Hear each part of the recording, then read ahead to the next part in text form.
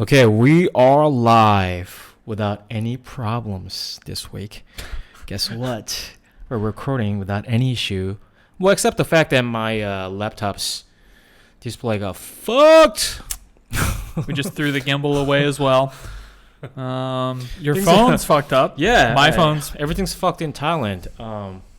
Except me. Wow. Pretty bold statement there. Yeah, I mean, my laptop. So last week we couldn't do our podcast because We tried, though. We recorded your laptop one. had a problem, Yeah. and my laptop had a problem. At the time, it was in Phuket, the only certified service provider in Phuket. Yeah, when we went there, too, I thought you were going to walk up to one of those stands in the mall. I was like, oh, my goodness, this is so sketchy. And then it was actually its own store. But Yeah. you know how you have a whole bunch of kiosks, usually Yeah. in Western malls at least. Yeah. Most of the kiosks are like Right. trash. They're just trying Yeah. to sell you garbage. They're trash. Yeah. I mean, I gotta show you, but there's this knockoff silicone case. That This can't- is from one of those kiosks, and it looks real, dude. It's And got the logo on it. huh? I see a logo on it there. That's what I'm saying, Ah. dude. They're all those knockoffs they're selling here. It looks real. Yeah. How do you say it? I mean, they don't modify it, because a lot of times they do modify it intentionally so that they can avoid. Yeah. Um, Like copyright type Yeah, things, exactly. infringement, blah, Right. blah, blah. but I don't know. It's pretty authentic looking. yeah, Like you exactly. said. I mean, the functionality too. All those notches and buttons are they align fine with actual buttons and things like that. But anyway, the point is, this was like 270 baht, which is like $9, something like that. And then the actual silicone case was like 3,000 baht, something like that. 2,000. Yeah, I mean, it was $100 expensive. bucks, yeah. It's considerable Yeah, considerable more. difference. But anyway, yeah, my laptop, I picked them up. They fortunately the damage was not so great.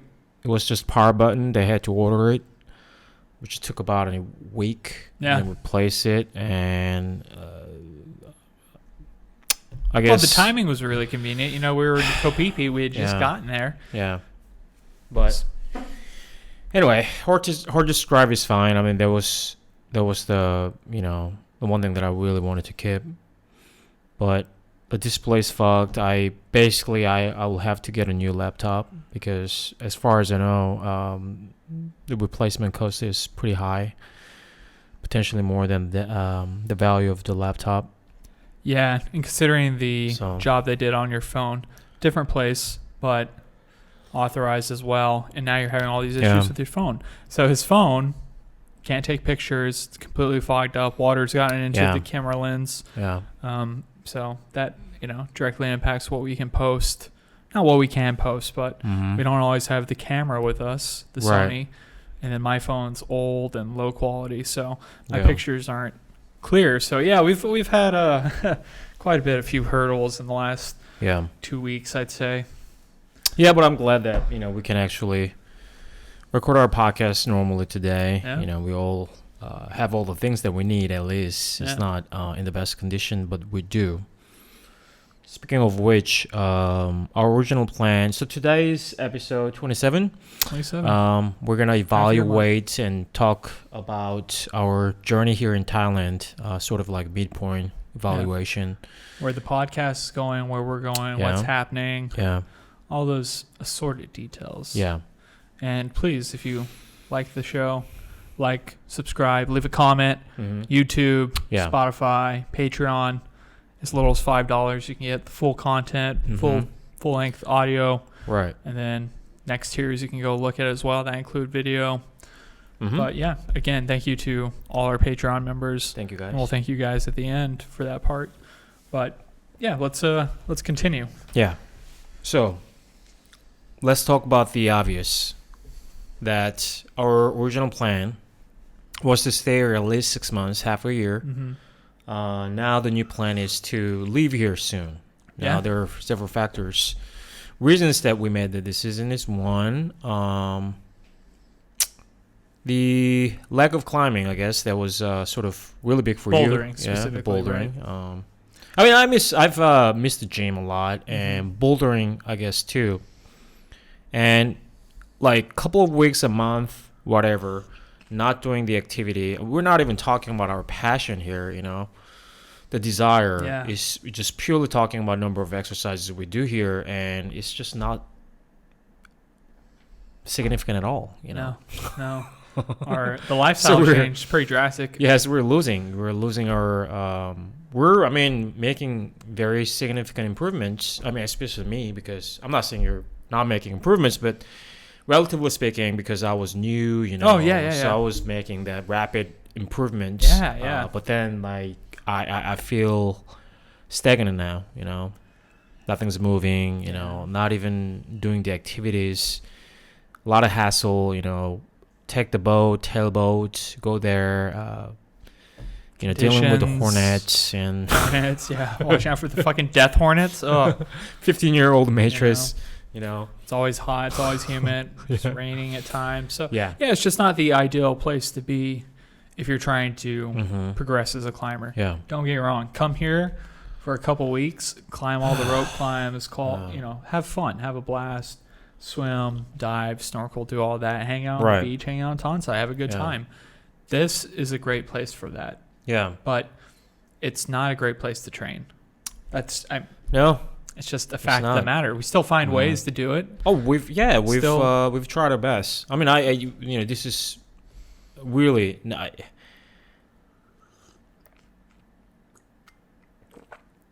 without an exaggeration. I feel like we've done our best. Yeah.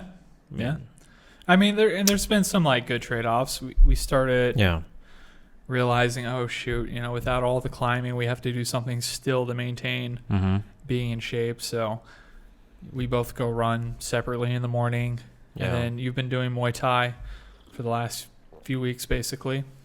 And well, that's another part to talk about, but keep going, please. Just in the sense that we talk about this oftentimes. Yeah. Life kind of throws you whatever it throws you, and then you have to make choices to make the most of it. And we've done that, but the thing about Thailand for me specifically, I think that was kind of surprising, is getting here and seeing like, wow, it's beautiful. Just like I remembered. It's extremely gorgeous. I mean, stunning. It's stunning. I can't even effectively tell the people out there how beautiful it is here. And that's awesome. But I think part of me was kind of bothered that I could see the beauty and I could see and understand why people would want to live here long term and stay here. But it didn't resonate with me. That wasn't true for me, that situation. And I think that's hard. It's hard because we're the type of people that want to be able to get through anything, no matter what. Just be like, oh yeah, whatever. Just overcome, adapt, overcome. Right. And we're doing that, but this form of adapting and overcoming is in the sense of going elsewhere, going and doing something else and changing it up. And that can be hard to do because, like you said, we came here kind of with a rough set plan of 6 months to a year because it's cheap. There's all the other stuff available to us. But then we realized quickly that, wow, this is not hitting and checking all the boxes. So you adjust and you adapt. And that's where we're at right now. Yeah. And, another thing is that I just can't, it's really hard to be, not to be on vacation mode here. It's really hard because it's really hot. And I'm not trying to make excuses here, but I feel like I'm on vacation. Well, no, you're right. I just can't get out of that mode. It's really hard. And it partially you can understand because of that. I mean, like I have better understanding of people here that, okay, now I understand why people are so relaxed and chill here, sort of like that mode, Yeah. Island time. So hot. Yeah, so hot, You got to just, adjust your volume down a little bit, your energy down. That's how to best spend time here, Yeah. So a lot of people, I mean, I maybe shouldn't say a lot of people, but I feel like people just value those times, to chill and relax, drink beer, hang out on hang the out on the beach. beach. Just And very passive type lifestyle, really. yeah, in a way. So like I would do this for a month or so happily without worrying about anything, which we did. But then like after a couple of months, I'm like, I'm kind of getting out of shape, like I'm just continue to be on that mode of vacation. And we're also kind of in that middle ground where part of us feels like we're on vacation, but then the other part, obviously we want to do the podcast and then working with the vlog type content, shifting, figuring out, the direction we want to head in, what the comments are from people, the direction they want to see. So it's, even though you're in vacation mode in some of those moments, still in the back of your mind, this is work, this is the job, like we're trying to build something. And don't get me wrong, it's been very enjoyable and it's continuing to be enjoyable, and it's really helped highlight what we think we need to do this effectively. Studio, the right equipment, some consistency, something you can return to. And that's the consistency in our daily lives as well, to be able to train, to be able to read, do the things that we really value. We talk about philosophy, because you mentioned before, it's been a while since we've talked about philosophy on the podcast. Even though you and I talk about it a lot off camera, it does feel like we're moving away from some of those core roots. And that was a little like a wake-up call, right? I mean, to me, it was like, it's a wake-up call. Like, okay, it really made me look back and think about how we've got to this point today, and part of it, I feel they're proud, and, we did a great job overall, Yeah, you hear that? We did a great job. We're not high, by the way. That's another thing to talk about. My goodness. Well, we'll save that. Well, I think a lot of people will be very interested, in my opinion, because let's talk about that, because we've been. Wow. So this is really. Well, should we save that for the Patreon only members? Ooh, reel them in.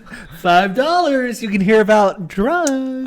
Well, yes. Part of it is informational, and part of it is also. No, I think you're right. I mean, I am not trying to be rude or anything, but we have a lot to cover, and we haven't been really strategic, honestly, in terms of marketing and things like that, but I mean, we have this clear distinction between paid members and non-paid members. Again, we're not doing this because we want to make a lot of money. The only reason we have this membership based platform, which is Patreon that we're on, is that we don't want to be, swayed by other influences, the sponsorships and things like that. That's the only reason we're doing this. Okay. And we don't want to bait and switch you. We don't want to gain popularity and then suddenly, hey, check out this shiny new product, or throw an ad on top of it. That just seems. Well, we may do one day when we really feel like, okay, this product, I fucking love it. I mean, sure, when something authentic I and really want to genuine sell and true, it, but not just that. It's not about whether or not some products are more suitable for us. It's just that we don't generally want that sponsorship, because usually it comes with political reasons, inputs, things like that. I would appreciate if you don't use this word, or what. I don't fucking give. I don't want that. That's the only reason we're on this, and we try to incentivize those people who are members. So we're not being rude or anything. We try to make this the paid version of content more valuable, and reasons to people the why they want to be the member. Then we also try to it's a work in progress, but inject more of our personality, more personal related things into the paid area, because again, we feel like you're a patron, literally a patron. You're somebody that's coming by. You're giving money. You're supporting us. We want to build a relationship with you. And this goes for the people that aren't paying as well. We're trying to have a relationship with you. That's why we want your feedback. But, I mean, if somebody finds value enough in what we're sharing and wants to support it, then we've got to cater more towards them. while remaining authentic, obviously, to everybody else as well. Mm-hmm. But you're right. This podcast and this platform is explicitly to share ideas organically that we believe and think about. Yeah. Not necessarily believe, that's too strong a word. But yeah, we don't want to be influenced by a sponsor, a product, or something in that regard. Yeah. Especially since neither of us are really capitalistic or consumerism. We're not into consumerism. Well, if anything, we're far from it, right? We loathe consumerism. But, and again, we may be part of it, not the consumerism part, but sponsorship and those business relationship, may occur down the road, but we like to avoid it as much as we can, And that's part of why we're going to be heading back to the U.S. once we finish not our leg in Thailand, but Asia. Maybe talks of Europe. We're playing Orient. Once we've explored the Orient. Professor. The savages. But yeah, once we're done here, we're gonna head back to the US and then look at starting to work again so we can have money to directly infuse into not only the podcast but also the coffee, because we want to do a different type of branding with coffee, something separate from our first. And we've had a lot of good feedback on that, but also, again, with coffee, you need to pay for marketing material. Right. We can create a lot of it ourselves, but there's just time and money involved with these things. And we're not really the type of people that, like to be in debt or go get loans. Right. I mean, we may have to, right? But not we may have to. We may just for the purpose of scalability. When time comes, right? We can take advantage of it. There you go. That's the best expression. If we can take advantage of it, yeah, we will. But I mean, these all plans are pretty malleable as of now. Absolutely.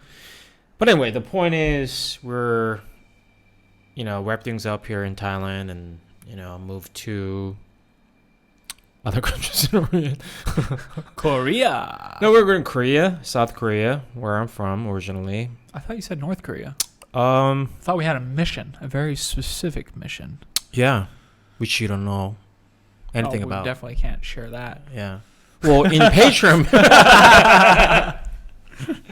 But because Korea's open now, as far as I know, they're most open than any other country in the world. I could be wrong, actually, because Vietnam is open, right? Vietnam is open. Are they fully open? I think they're conditionally open. I don't know what the policy is. Because Korea is conditionally open. Still, but that conditional term is pretty weak. That's what I'm saying. And anyway, it just limits the specific countries, people from which can enter or not. But Japan too, of course. Japan. We're gonna do what they do first. Yeah, so we'd planned to do Japan after Korea, but no, they're open, dude. I told you they're open to these 4 or 5 countries. Oh, I thought the problem was if we go to Korea first, though. Oh yeah, that for sure. So we may go to Japan then first. I don't know, but again, we have to check. But if Japan is not open to Korea, then Korea is not open to Japan. Yeah, pretty much. It's a one-on-one. You hit me in the face, I'll hit you in the face. That sort of relationship. It's beautiful, really. I know. Beautiful. Fair.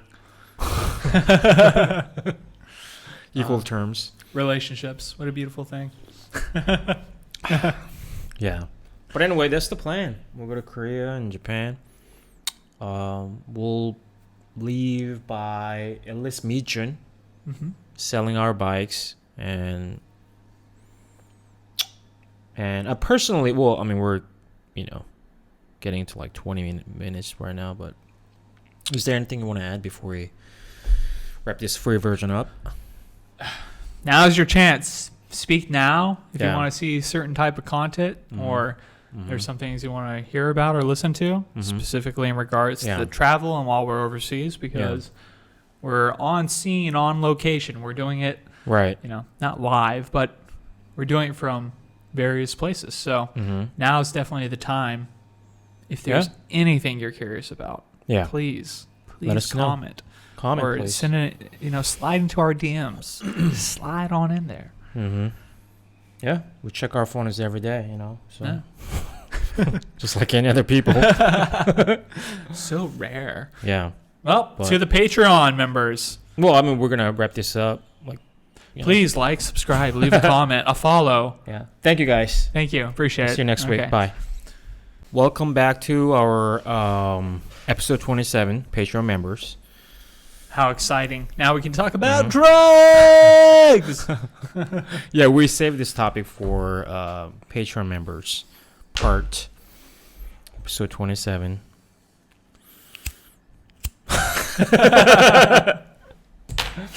No, so we're talking about we've been on vacation mode and things like that, and I was gonna say that, man, we've smoked more weed in here in Thailand than my entire life. Yeah, I know. We've been smoking a lot. The last 30 days, I've consumed more weed than I've consumed in the entirety of my life. Yeah. I mean, granted, we just started getting into weed only a year ago. Yeah. A little over a year ago.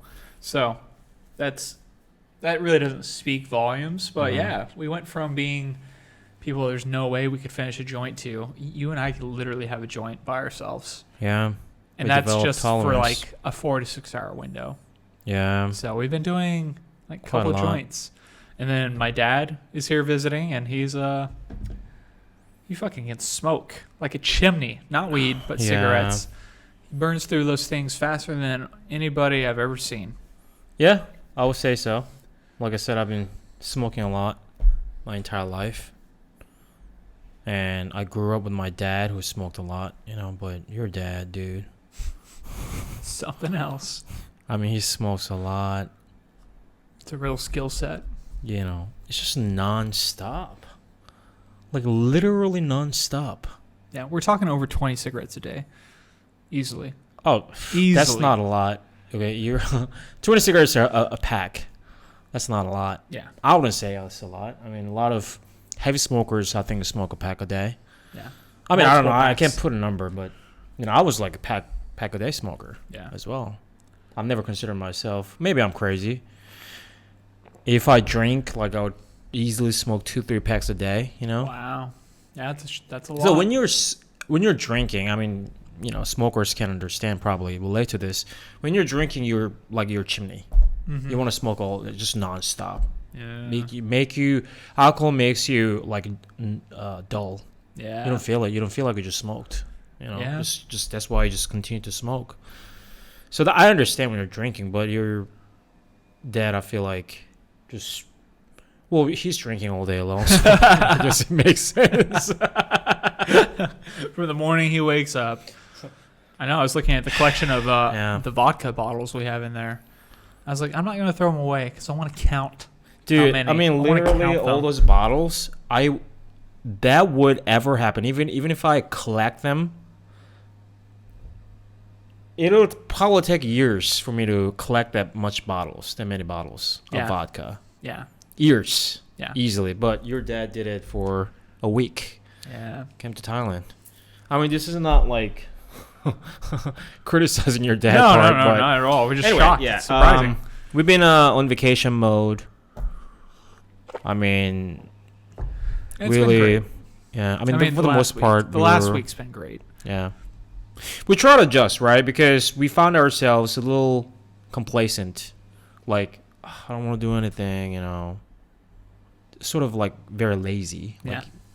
Well, like you were mentioning earlier on the free, it's so easy to fall back into that standard or the ideal here because of how hot it is outside, or it's going to be raining, or it's changing, or it's very easy to want to just kind of fall into that.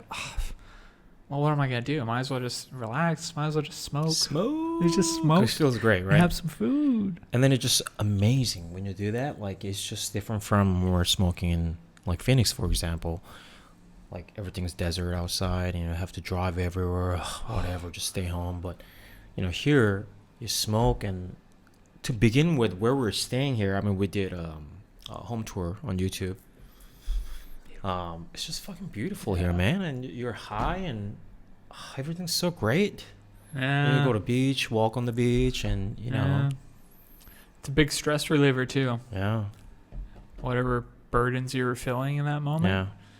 Just that quick pressure relief. Yeah. And then it's just way more than that. Like I said, it's because it's beautiful here. Like when we went to Tanzai is the beach that we go to climb, Tiger Temple Cave. Tiger Temple Cave. Yes, that's the or just bouldering. Temple Cave. I don't remember. Yeah, Temple something. The projects that we've been doing. I don't think I'm going to be able to finish, by the way. Have hope, brother. You have to keep the faith. But I'll pray for you. we go to Tanzai. It's very reserved, small beach. Like one establishment and a couple bars, small bars, and you smoke there, and it's so calm, so beautiful. You feel like you're in heaven. Yeah, that's the thing. Weed really lends itself to enhancing your environment. Yeah. Especially here, because like I said in the earlier bit, this is Yeah. still by far, to me, hands down, one of the most beautiful places I've ever been in the world. And I've been to a lot of places. Yeah. Like, it may not be my ideal setting, but the beauty is undeniable. Yeah. Like, there's no way, especially when we were at Kopipi yesterday. Was that yesterday? Yeah, Kopipi yesterday and the day before. And that beach. Unbelievable. White sands, emerald, varying color of water, super secluded, isolated. You have these mangrove trees. I mean, just like you said, somewhere you would get married. Yeah. Absolutely worth getting married or going to a honeymoon or a That was very my first time specific- ever even thinking about it. Yeah, and he didn't even propose. Can you believe that? He didn't even propose to me.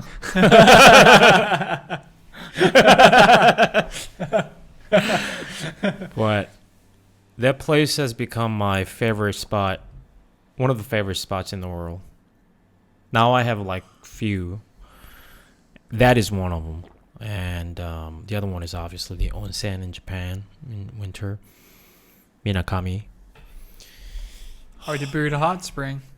Hard to beat a hot spring. Yeah. I mean, the overall package was amazing. It was just like heavenly. It was like fantasy world, Yeah. almost.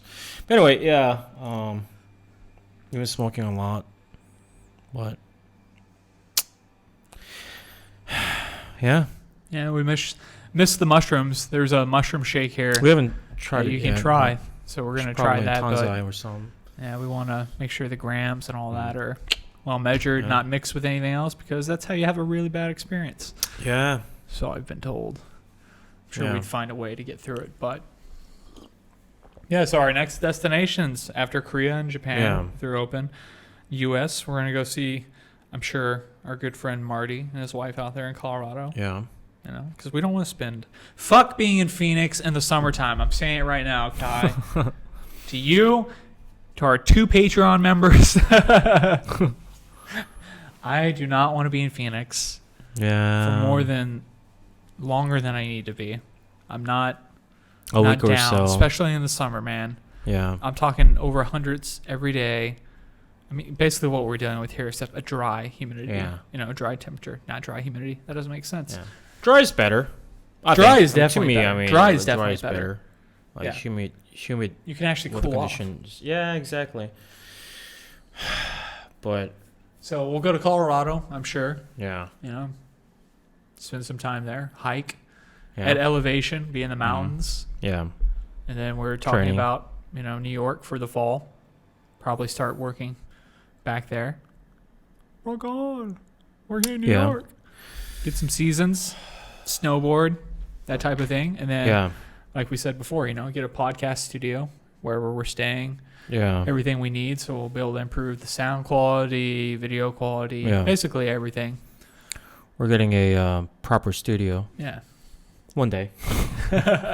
And then we talked about this kind of the direction we want the podcast to head in. More philosophical and self-help related. Yeah. So it's really applying that information to make it practical and useful. Yeah. Because I don't think anything we're sharing, it's not new. It's not really new. We're just trying to help encourage people to, examine their lives and shift and change things, because the value you get is undeniable. I actually feel like you're heading in the right direction, even when things don't go the way you expect them to. Like we said, the reward of the path is feeling like you can be confident because this is the correct way. Yeah. You're not wasting your time and energy. Yeah. So even this situation, like the shit's changed drastically from what it was. But it's not bad. Yeah. It's good. I think that's if I can find, or we can create some type of information that can, somebody can read it, or maybe they listen to us and hear it, and they really can then adapt it, and they have to go through the experiences themselves to actually be able to understand what we're saying. But the moment you get that and you realize the value of it, you almost feel compelled to tell other people about this. Yeah. Like, that's how I feel. I feel it's necessary to share it. Not like I'm trying to convince you of it, because that never works, but to continue to live this way so that you can inspire, and that's such a weird word, but to influence people to have what I would say, it can't be objective, but is a better life. I would say we have better lives because of the choices we've made in the last 13 months. Completely different life than I could have even dreamed about. Yeah. Would not ever believe it. And that is so wonderful. And the impact it's had on me personally with the way I handle just situations in general is like with a lot more empathy and patience for myself and other people. So I think that's, I like the path we're on, and I like what we're doing, and I can't wait to get a deeper understanding and get more information of it, because I definitely think we're on to something. And maybe that something is just so extremely personal it doesn't apply to other people. Maybe it's something you and I will just enjoy for the rest of our lives. But it's kind of amazing, like we talk about, reading like Nietzsche or Musashi, and you see they're all talking about the same concepts, these kind of truth claims and concepts. Yeah. And you start to realize, like, wow, they're talking about the same shit. It feels like. Yeah. It seems like they're all connected to some degree. Yeah. And we love that about Musashi. That's go do it. Right. That's sort of like the assurance of the validity of truth, right? I think that's what it speaks to me when I realized that, a long time ago, right? Musashi and, Nietzsche, or whoever it is, those people who lived in different, times and all that, or different worlds, and they speak the same truth, or at least that's what is spoken to you. And you realize that, wow, this is really valid truth, because all those people, these guys were, different times and places, who were extremely, high-levelly,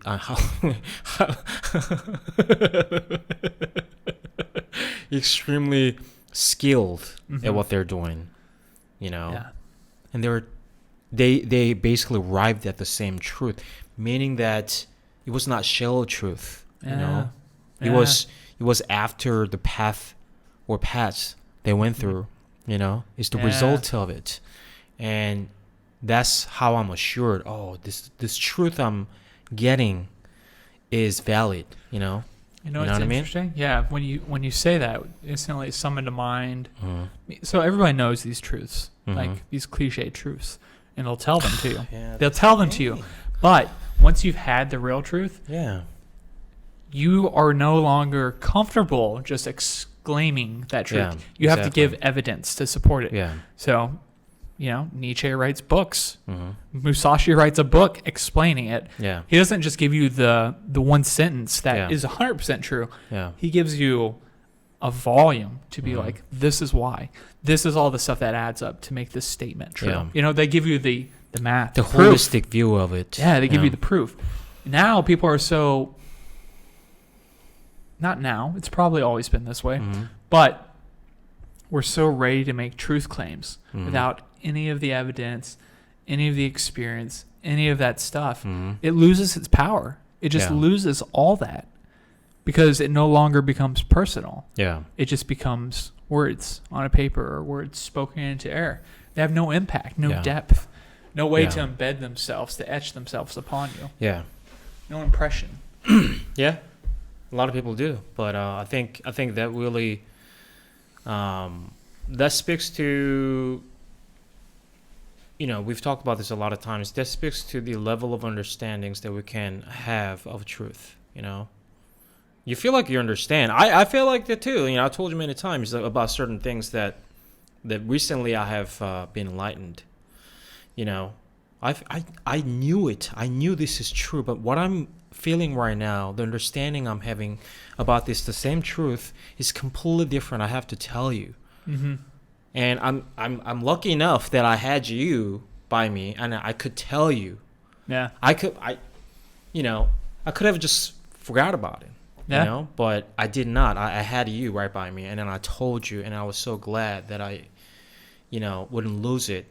Yeah. I've expressed it, Yeah. because that felt so strong. And I think that also it's a little bit side note here, but that's like to me like an analogous to reading a book and reading like an article or short sentences. Like short sentences, oh man, it's so compact, like, oh man, this is so truthful, I love it. But then that's, I think, analogous to like superficial truth, understanding of truth.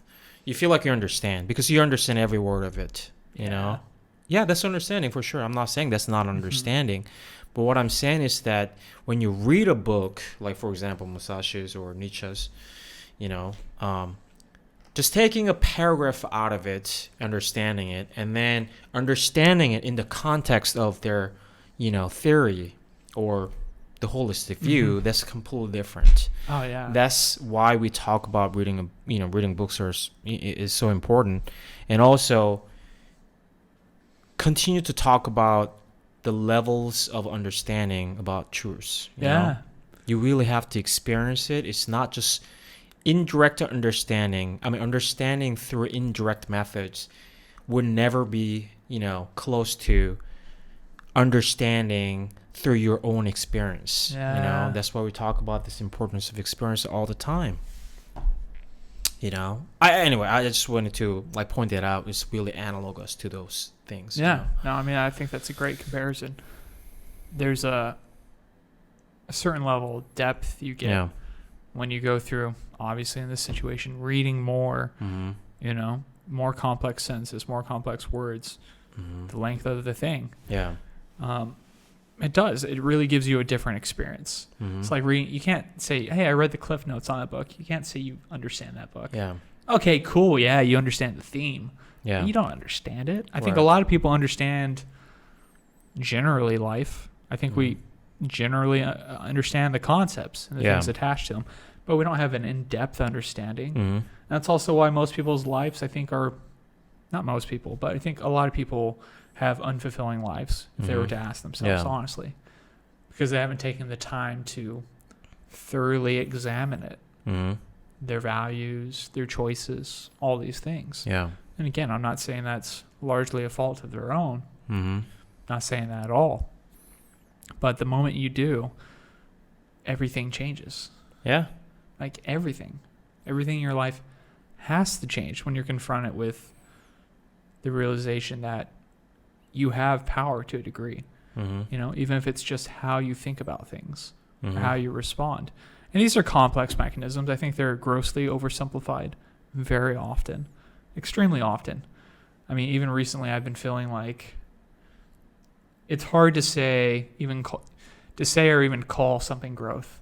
So I was thinking about where I'm at now in my life versus where I was at, say, 10 years ago. I would only know if I would say I've grown. I would say it's different, because growth kind of puts this unfair judgment on something, saying this is valuable. You've grown from it. You're better than you are now. I don't think I'm a better person now than I was 10 years ago. I think I'm more educated or I'm wiser. I'm not better for it. you know? So I would never want to use the knowledge or the feeling of like where I'm at in life now as necessarily like a weapon or a club to be like, oh, you guys don't have it figured out. You just haven't arrived at the truth. Because I feel like if you do that, then you're just, that's ego. That's not actually truth. You're just trying to use that where you're at now to bludgeon people, to hurt people, to make them feel less so you feel like more. So we're all at different walks in our lives, and I think that's incredibly humbling, and I'm just excited to find the next step, the next truth. You know, I mean, recently the whole you know, interest in the girl and all that, and it not being able to work out because it, you know, numerous factors, who knows, tons of different factors. But I was thinking more of like, wow, I'm excited that I felt that, even though it was a small moment in time, and all the things that come with it. That to me is like a wonderful thing. And then also to be able to just like know that the other person is their person, they're going through life and having their different experiences, and it just becomes freeing and beautiful in that way. And it's cool to now be, you know, 31 years old and legitimately feel that way. And such a small thing. Such a simple thing. I just wish more people could have that. Because I think it's freeing.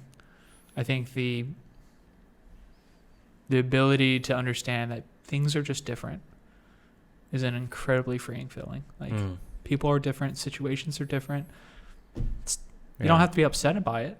Like it can bother you, it can, you know, cause certain emotional states, but that doesn't have to define that situation or experience. You know? And also, like, you have choices, right? I think that's the biggest thing. That, you know, you said that everybody is in, you know, different stage of your life. That's true. You know, it's not rather about like, oh, I'm a more saint than before, you know. But I think it's about, you know, that where you're headed. You know, I think that's the most important thing. And in order to do so, you have to continue to improve and get enlightened, you know? Because, again, we say this all the time, but, like, truth is a moving target, you know? It's never a fixed term, you know? Well, what about the Bible, you may say, you know, or any other like religious books or sort of that things? I mean, they last longer, don't get me wrong. I'm not arguing that, you know, but even those, I mean, the evidence of it is that it's more than the, you know, scientific advancement that we are having less religious people than before, you know. We still doing a lot of things. But I think it's about the choices that we make, and the freedom of knowledge that we're having today, you know, made us more free from other factors such as religions, you know? No, I mean, absolutely. And those religious texts, they do hold truth. We were talking about this the other day. You know, there's a message in Matthew that Jesus says, you know, if you have faith like a mustard seed, you can move mountains. I mean, obviously, if that's not metaphorical, if it's, what's the other word, the opposite of metaphor? If it's literal, of course you can't move a mountain. Of course not. But I now understand what he means by that. Faith, to me, in this regard, would be knowing you're on the right path. I feel like we can do anything. I feel so capable because of the power of belief, like in myself, ourselves, being on the right path, that I think there's a lot of truth in a lot of passages in all these religious texts. But again, the problem is somebody grabs it, they hold on to one thing of the truth, they get a small sense of it. And then they don't attach their experience to it or try to arrive to it. You know, they just take the word for face value. But, oh yeah, that's true. And it becomes meaningless because you have nothing to compare it to in your experience. So I think, again, with more experience, you can have a better ability to call something truthful or not truthful. I don't want to make this whole like religious talk, but let's just not do that. Maybe we're just do that on an episode because it's a vast subject, and we talk about this all the time, pretty often, about religion, because we were religious at one point in our lives, heavily religious people. So we talk about this pretty often, but I feel like today is not the good time, but we'll get to it one day. We actually talked about it because we've had some pushbacks from we've had a lot early on for sure. But I think there will be an appropriate time for us to actually talk about it. But. Well, speaking about choice, then, let's jump back to that. I think it's interesting how we define choice. What constitutes choice? Would you say free will and things like that? Yeah, so we say things like free will, but there's a lot of inputs that arrive to essentially an output, which we would say is choice. So one thing I think good about being on the path is that I don't have to make a lot of choices because I'm on the path. They're almost byproducts of a mindset and an ideal I've established. So much so that I would even argue, like, some things I don't even make the choice. Like, the choice was made 6 months ago when we started this. The choice was made then. So I don't have to make the choice today. Which frees up a lot of your computing, your ability to process and things like that. I think a lot of people have limited choice and they don't realize that, wow, I keep having these bad things happen in my life, or I keep feeling unfulfilled or unhappy, or whatever the negative emotional state is. Because they haven't made a choice, maybe not necessarily in that moment, but a choice, years ago, and they're now suffering from that place. And I think that choice is the choice to believe in the ideology or the value system that was thrust upon them. I think that's why most people are discontent with their lives. They didn't make a choice. They're running on that software. So a lot of the actions, thoughts, basically everything they do, I don't even know if I'd call it choice. I'd call it more a byproduct of the value system and judgment system they live in, or the culture. Almost, I think we talked about this before, but I believe you were saying that Nietzsche said that 99% of people are just, or it wasn't Nietzsche, was it? Who was it? Somebody else. It was he was a scholar, I think. But it was something for the figures, or something like 99% of people basically are just machines that react. Living organisms. Living organism, right? Equivalent they don't actually to make choices. They make choices, but they are all followers. They don't make prudent, advanced, impactful decisions in a way that they just react to things largely like organisms. That's what they do, right? To survive. Basically, most people just survive in this life and given life, but only 0.5%, very small number of population is they make choices and decisions that can impact the entire world. And then the other 0.5% are the ones who rarely recognize those talents and pioneers, basically. Wow. So we would be in that category in 99% living organisms, because we haven't made any impactful impacts on the humanity, basically. Few people probably would fit that in that description. I shouldn't say all the fucking tech company CEOs, but some of them, and some of the inventions, right? And scholars, obviously. Kant. Not it's a lot. only been a handful of people. In the grand scheme of things. So at least, it's in other words, history. You would just live and nobody would know. 100 years from now, nobody would know you were here on Earth. That doesn't seem that bad. 100 years. One of your family. Family? What family? What? Yeah. So in this sense, but I mean, I disagree with him though. Like it's not about the value of a person does not dependent on that person's impact on the humanity. You know, I think it's more than that.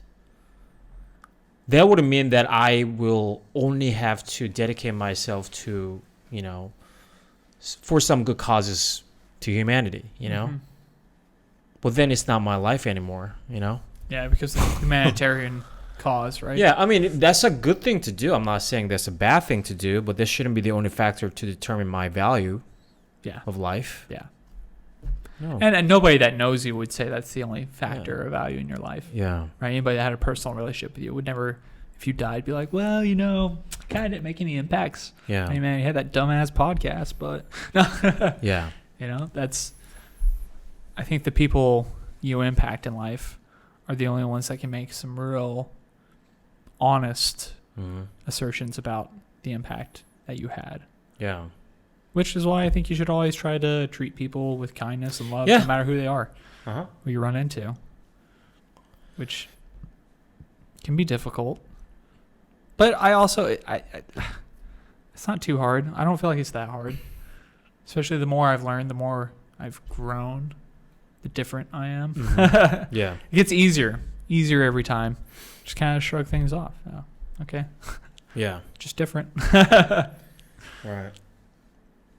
So we're going to go to Korea, you know. What are you excited about? Ooh, in Korea? Yeah.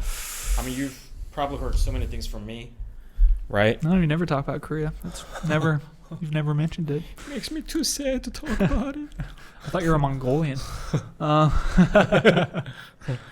Most exciting thing in Korea? Yeah. What makes just you your excited? friends and your My family, friends and meeting families? those people. To me, that's the most interesting part. Mm. That's the part I'm looking forward to get an idea of Don't lie to me. who those people. Korean weed. Is that what you want to hear? I want to know what Korean smoke is like. Actually, the other day I thought about it. Like, oh man, if we go to Korea, how do I get, you know, weed? Man, probably not. Probably not.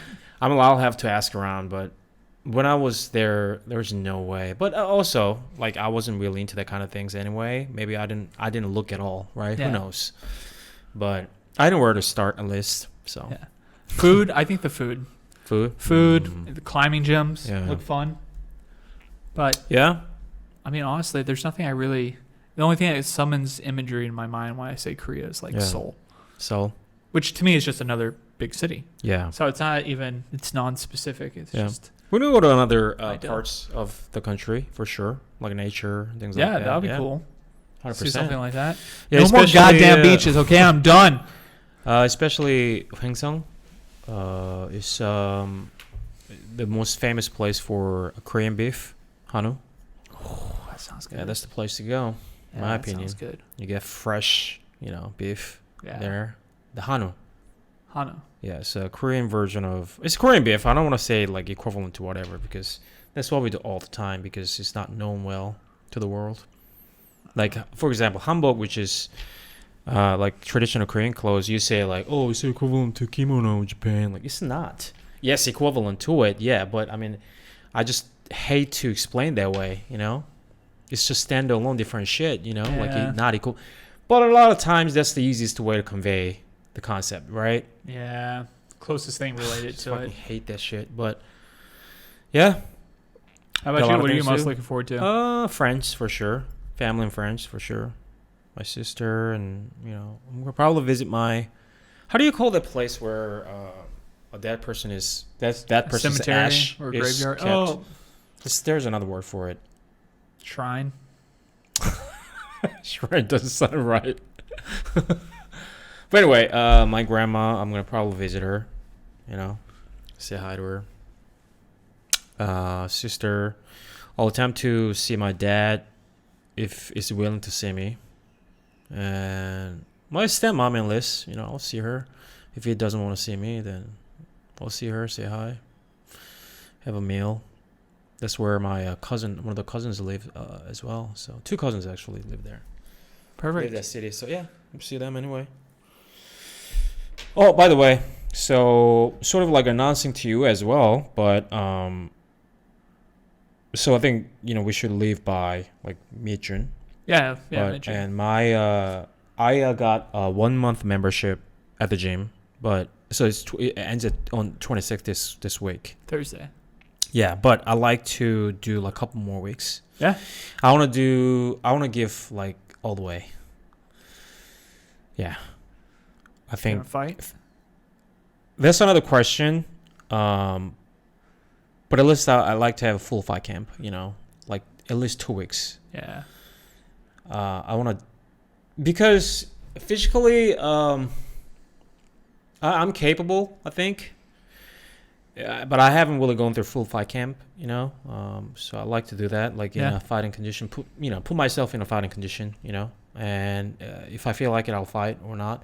So not a lot of times you get good quality fights here. We went to a Muay Thai fight the other day, and yeah, there was definitely a couple people that didn't seem like they belonged there. Yeah, just have no business being there, but you can. Yeah.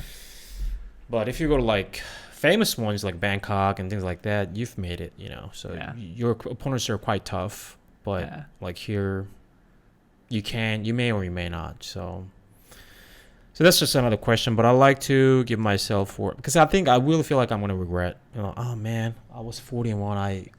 I was still capable, but I didn't fucking try it. Yeah, you should do it. Because all the things that I do is based on my experience and like running and all lifting and all that. Like I understand my body very well, compared to like 10 years ago. And I fought before. I was very young. I mean, I would fight anybody at that age. You know what I mean? Yeah. Young, full of testosterone. Yeah, but now I'm 41. I feel like I want to actually. I'm not in a fighting condition at all right now. I kind of dabbled entire month, and your dad came. We felt like okay, it's a vacation again. And I talked to the guy today, Will, the manager. I feel like I wanna give it a shot. Like the last shot. And he's like, I understand, because I told him specifically, yeah, I'm like 41. I don't think I'm gonna be able to do this when I'm 46, 7, 8. He's like, I totally hear you. If you want to, yeah, sure, but you need to be more consistent. Coming every day, and sounds good, man. I'll probably extend a couple more weeks and go both sessions, give it like full try. Yeah, I think I'm gonna do that. Nice. Yeah, and then if good fight comes or opponents is available, then I'll fight. If not, whatever. How do they do that? Do they just do a weight class for Muay Thai as well? It's a weight class, yes. There are weight classes. Big ranges or small ranges? I think I don't know, but it seems to be like 5 kilo. Okay. Increment, Okay. which matches the US then? yeah, like even UFC and other like 10 pounds usually, right? UFC. But yeah, I don't know. I think at 5 kilos. We'll see. I'm too goddamn heavy right now. Yeah. I mean, I can still fight guys in my weight for sure. I have no problem, but Not the ideal weight to be at. yeah, I would say so. Because I don't care, honestly, but I'm not in good shape right now. Not because I lost like Apex or something like that. It's not like that. It's just my physically, it's just I'm not in good condition right now. Yeah. So anyway, yeah, anyway, we're gonna I'm gonna do that, like full fight camp for 3 weeks and get out of here. Nice. Fucking do it. We'll see you guys in Korea now. In Korea, we may do some cool place, like rent a place, a studio. I don't know. Like we'll look into it, but we still have like three weeks, something like that. Roughly, so, yeah. 3 weeks.